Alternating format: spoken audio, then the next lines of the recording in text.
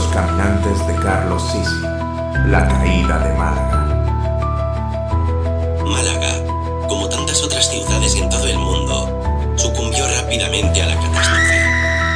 Una máxima popular reza que la guerra engendra héroes, pero en aquellos primeros días de infección, los protocolos de prevención y salvamento del Cuerpo Nacional de Policía, las Fuerzas Armadas y de los diferentes servicios de emergencias y protección civil no sirvieron de gran cosa, debido precisamente a la naturaleza humana.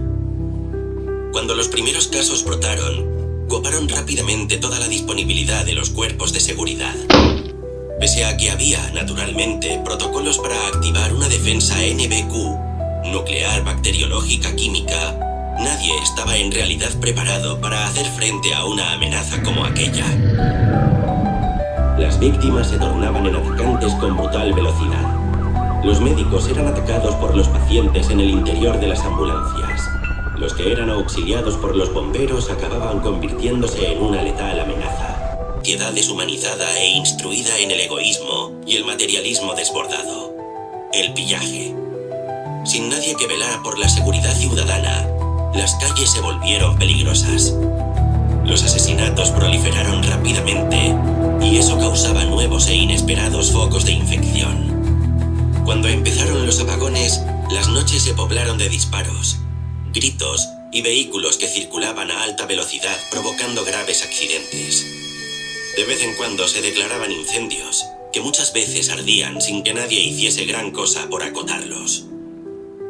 En las calles se formaron bandas más o menos organizadas. Sin embargo, dichas bandas se creaban sobre la marcha, a menudo por marginados que encontraban una oportunidad para dar rienda suelta a sus instintos cometiendo robos y pillerías allí donde surgía la oportunidad. Nacidas de un anarquismo improvisado, no tardaron mucho en desaparecer, víctimas de sus propias rencillas y de los enfrentamientos con los muertos vivientes. En medio del caos, un grupo de hermanos de una de las muchas cofradías sacramentales sacaron a uno de sus sagrados titulares de su templo para pasearlo por la calle, rememorando al Cristo de la epidemia al que se le atribuyó el fin de la terrible plaga de peste amarilla que diezmó la población malagueña. Se formaron bandas más o menos organizadas. Sin embargo, dichas bandas se creaban sobre la marcha, a menudo por marginados que encontraban una oportunidad para dar rienda suelta a sus instintos cometiendo robos y pillerías allí donde surgía la oportunidad. Nacidas de un anarquismo improvisado, no tardaron mucho en desaparecer, víctimas de sus propias rencillas y de los enfrentamientos con los muertos vivientes. En medio del caos, un grupo de hermanos de una de las muchas cofradías sacramentales sacaron a uno de sus sagrados titulares de su templo para pasearlo por la calle, rememorando al Cristo de la epidemia al que se le atribuyó el fin de la terrible plaga de peste amarilla que diezmó la población malagueña en 1803. Avanzaron algo más de 20 metros, llevando el Cristo sobre sus hombros mientras se entregaban a sus oraciones. La improvisada procesión terminó en desastre cuando los espectros se abalanzaron sobre ellos. La hermosa talla se quebró en dos trozos enormes cuando se precipitó hacia el suelo. La cabeza del Cristo quedó vuelta hacia un lado, testigo silencioso de la abominable escena que tuvo lugar ante su eterna expresión de dolor. La historia de la caída de Málaga, como tantas otras ciudades en todo el mundo, no estaría completa sin mencionar a aquellos que dieron sus vidas por conseguir que otros vivieran. Una madre se entregó voluntariamente a sus perseguidores con el objeto de que su hijo, que había cumplido 10 años la semana anterior, ganara un poco de tiempo. Y a poca distancia, un hombre llamado Antonio aguantó las embestidas de los zombies con una gruesa puerta arrancada de sus goznes para que sus vecinos tuvieran tiempo de escapar por la ventana. Todos ellos sabían inequívocamente que sus acciones los condenaban, pero aún así las llevaron a cabo. El hombre, al fin, fue expulsado de la calle. Tuvo que retroceder a vivir de nuevo en las cuevas que eran sus altos edificios. En Ronda, el acuartelamiento de legionarios General Gabeira contaba con una de las dotaciones más grandes de España, más de 2 millares de profesionales. La legión había promovido siempre el culto al combate, minimizando la relevancia de la muerte, el miedo natural a morir. En Madrid, donde empezaban a darse cuenta del terror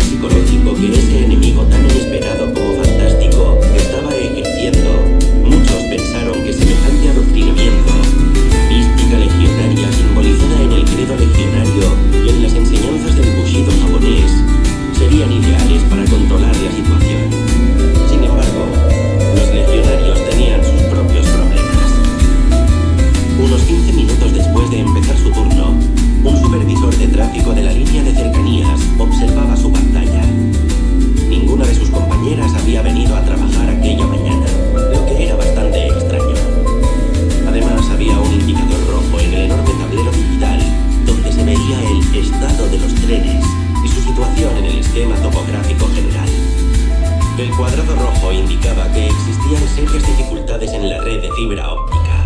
Y cuando eso ocurría, el sistema estaba programado para efectuar la transferencia de la totalidad del sistema de control a los puestos de mando locales. Rápidamente, pulsó el botón de llamada de su supervisor. No le gustaba nada la idea de tomar el control sin sus compañeras, y mucho menos sin su supervisor directo. Llevaba pocos meses trabajando en esa oficina y aún no se encontraba cómodo con el software de control. Si algo iba mal, y un tren que debía ir a Córdoba se colaba por la línea hacia la estación de Málaga, sería únicamente su responsabilidad. Y él sabía bien cómo se pagaban tales errores. Observó el enorme panel de rutas con ceñuda preocupación. La situación global de las líneas bajo su supervisión era normal y casi todos los indicadores eran verdes. Eso lo tranquilizó un poco. La única situación naranja estaba marcada por un tren que llegaba a la estación de Ronda. Allí debía dejar pasajeros y retirarse por la línea de servicio a una revisión rutinaria semanal. Un segundo tren esperaba en el andén para coger esa misma línea hacia Bobadilla. El operario comprobó que el circuito de la vía de aproximación estaba ocupado, lo que indicaba que el maquinista ya había aceptado la señal a libre y el tren se encontraba en la zona de tránsito. El ordenador había calculado que el tiempo que tardaba el tren en desviarse hacia la línea de servicio era suficiente para darle tiempo al otro tren a llegar hasta ese punto. Mientras sorbía preocupado su café, una señal acústica y unos indicadores luminosos encima del panel de control le avisaron de que por fin la transferencia se había efectuado. Su pantalla se activó con una miríada de iconos diferentes indicándole que tenía el control. El operario experimentó la transferencia como la caída por una montaña rusa. Su punto de estrés, como él lo llamaba, y que resultaba ser un lugar indeterminado en algún lugar entre el centro de su pecho y la boca del estómago, empezó a pulsar con una asfixiante sensación de quemazón. Pulsó de nuevo el botón de llamada de su supervisor 4, 5, 9 veces. Sin embargo, desechó su angustia con un rápido movimiento de cabeza. Había varias cosas que debía hacer urgentemente. Después podría mirarse el ombligo. Antes de transferir el control, el ordenador había creado rutas válidas para los dos trenes circulando por la misma vía. En una situación de control manual, todas las situaciones naranja debían cancelarse. Todos los estados, ponerse en stop y resolverse uno por uno. Pulsó simultáneamente el botón de origen de ruta del tren que llegaba y el botón de destrucción de urgencia, y la ruta hacia el depósito se canceló. Estaba empezando a dar las nuevas órdenes cuando, de repente, el estado de la situación cambió a alerta. Un marco de luces en rojo emergencia se encendieron al mismo tiempo a lo largo de todo el panel de información. El operador pestañeó. Su boca se había secado instantáneamente. No entendía el rojo. No sabía qué pasaba. Por fin, lo vio claro. El tren situado en el andén se movía. Se movía por la vía en ruta de colisión directa con su tren. Información. El operador pestañeó. Su boca se había secado instantáneamente. No entendía el rojo. No sabía qué pasaba. Por fin, lo vio claro. El tren situado en el andén se movía. Se movía por la vía en ruta de colisión directa con su tren. Dios mío, no, Dios mío, no, no, no. El jefe de circulación de la estación de Ronda había puesto la señal de salida de la estación en verde en el mismo momento en que él había destruido la ruta. La ruta de colisión no estaba creada. El software no le había avisado de que la última operación podía resultar en catástrofe. Cogió el teléfono y marcó el código directo del jefe de estación que tenía en pantalla. Aún podía detenerlo. Tenía que detenerlo. El tren todavía no había cogido velocidad. Dios mío, por favor. Estaban apenas a 1 kilómetro de la estación. Dígame. Yo, dijo, sintiéndose la lengua como una esponja de baño. En el gran tablero digital, los trenes confluyeron y se quedaron trabados, inmóviles. Un icono con una enorme señal de alerta apareció encima. El operario colgó. Una lágrima le sonaba por sus mejillas, rojas y calientes.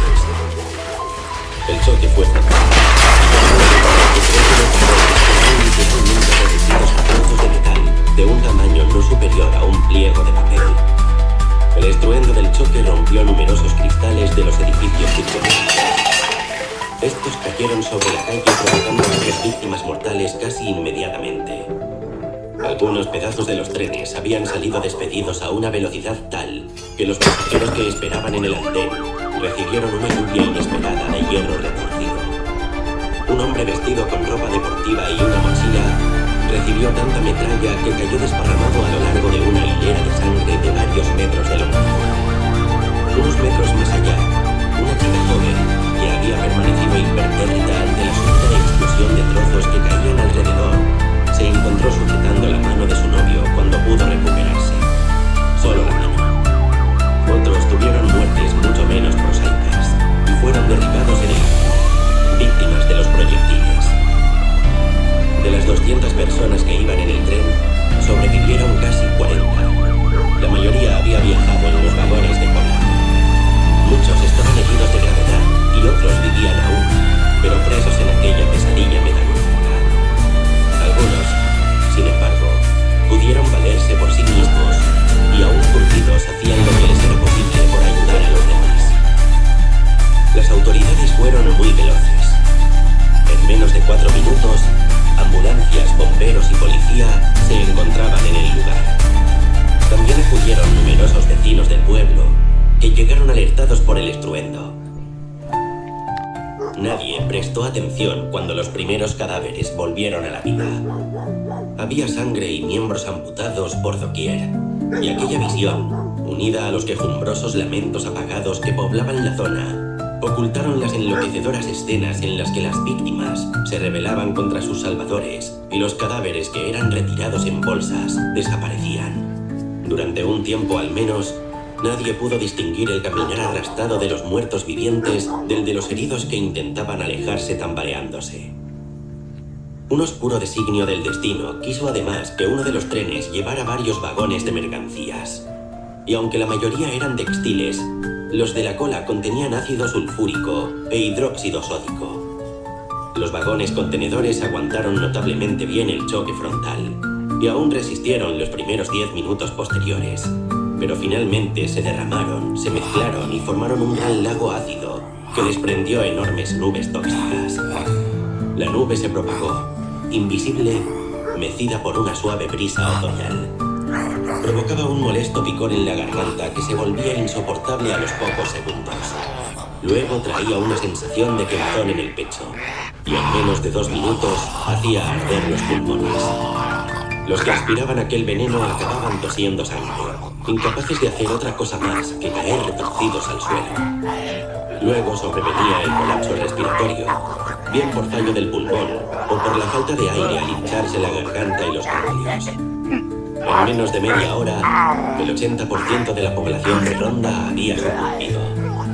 Unas 2 horas después, la mayoría volvían a caminar, indolentes a sus pulmones disfuncionales y sus heridas. Dieron buena cuenta de los pocos supervivientes que quedaban. En la Indiana, una zona alejada a unos 5 kilómetros de Ronda, donde la Legión Española tenía su cuartel general, la noticia fue recibida junto con la orden prioritaria y enérgica de prestar colaboración inmediata y completa. Se fletaron camiones con una dotación total de 80 efectivos, todos dotados de máscaras y filtros antigas. Los trajes funcionaban, pero los legionarios no estaban preparados para enfrentarse a una horda de zombies y la operación de salvamento se convirtió en una masacre atroz. En el mismo instante en el que uno de los muertos vivientes arrancaba con aire distraído los últimos 50 centímetros del intestino de un joven legionario llamado Ramón González, el viento cambió de repente. Comenzó a soplar con ímpetu desde el este, esparciendo la nube tóxica. La muerte llegó al cuartel de la Legión en forma de picor de garganta, unos 4 minutos más tarde. Muchos de aquellos jóvenes sobrevivieron al veneno químico y lograron escapar de las garras de sus compañeros cuando volvieron a abrir sus ojos, una vez muertos. Vivieron sus propias aventuras viajando hacia el norte, intentando sobrevivir a la demencia que había dominado el mundo entero. Pero aquel fue el fin del acuartelamiento de Ronda. A las 12:20 de la mañana de un jueves, el gobierno declaraba el estado de alarma en todo el territorio español. y daba cuenta al Congreso de los Diputados con una reseña recomendando el estado de sitio. Fue una formalidad sin mucha repercusión. Para entonces, los conductos básicos de comunicación estaban ya seriamente dañados. La nación estaba fragmentada y moría.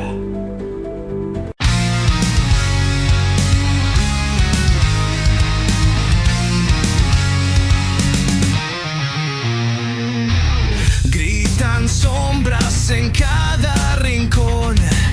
Olvido el aire, siento el pavor. Detrás de mí el hambre y el horror. Corro sin freno, salvando el motor. Pies al fuego, el tiempo se va. Cuerpos podridos no paran jamás. Persigo el futuro, dejo atrás su jauría. Es correr o morir en esta agonía.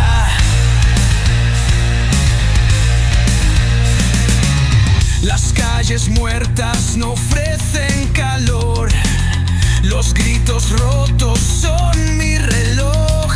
El mundo vacío, un eco atronador.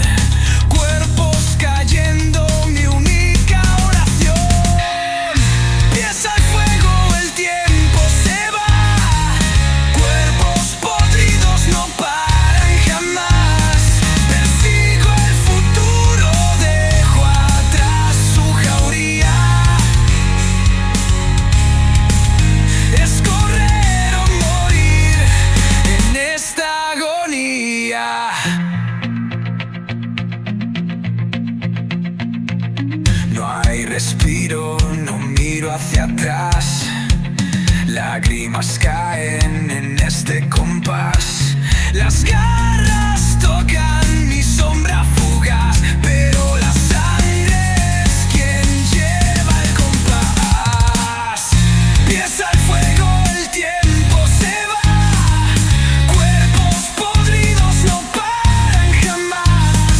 Persigo el futuro, dejo atrás su jauría. Es correr o morir en esta agonía.